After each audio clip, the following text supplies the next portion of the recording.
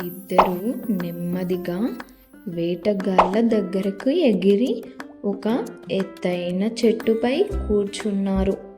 కింద ముగ్గురు వేటగాళ్ళు మాట్లాడుతున్నారు. మొదటి వేటగాడు, రేపు ఉదయం జంతువులన్నీ ఈ దారిలో నీళ్లు తాగడానికి వస్తాయి.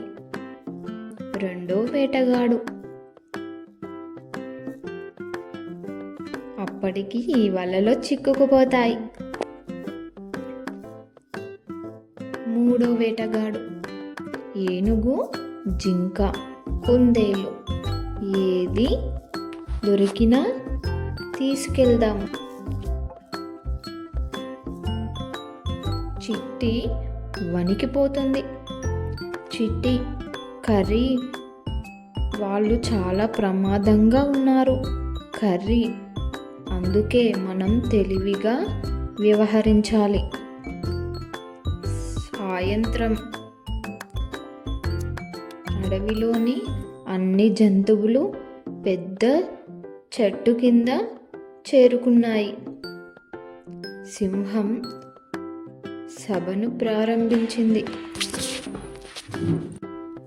సింహం, మన అడవి ప్రమాదంలో ఉంది.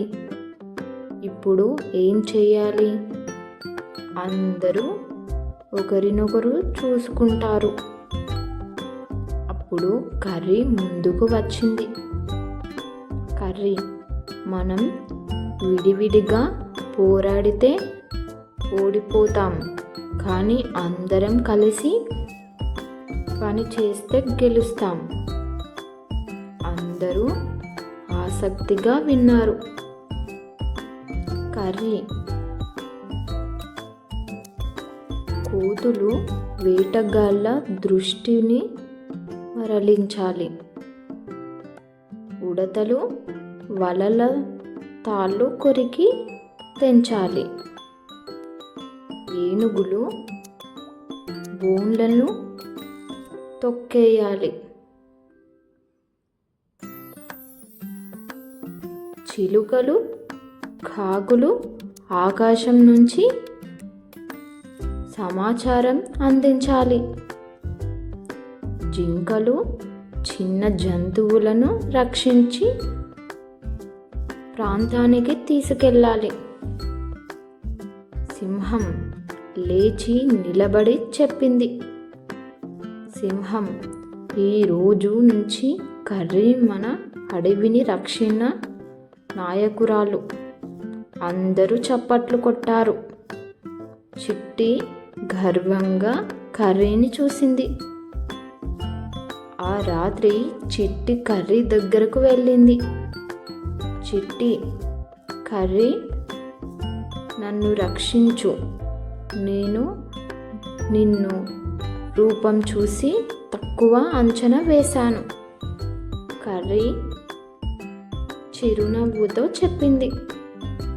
కర్రీ, తప్పు చేయడం తప్పు కాదు, అదే తప్పును మళ్ళీ చేయడమే తప్పు. చిట్టి కళ్ళల్లో నీళ్లు తిరిగాయి. చిట్టి, ఇక నుంచి నేను నీలా నేర్చుకోవాలి, అందరికీ సహాయం చేస్తాను. కర్రీ తన రెక్కలతో చిట్టిని దగ్గరకు తీసుకుంది. కర్రీ, అది నిజమైన విజయం. మరుసటి రోజు సూర్యోదయానికి ముందే అడవి మొత్తం సిద్ధమైంది. కోతులు చెట్లపై దాక్కున్నాయి. ఉడతలు వలల దగ్గరకు చేరాయి. ఏనుగులు అడవి మారు సిద్ధమయ్యాయి. చిట్టి కర్రీ ఆకాశంలో ఎగురుతూ ప్రతి కదలికను గమనిస్తున్నాయి.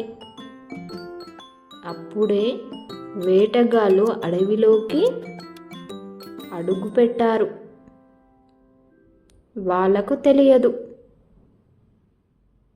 వారికంటే తెలివిగా మొత్తం అడవి ఒక్కటిగా మారి వారిని ఎదుర్కోవడానికి సిద్ధంగా ఉంది.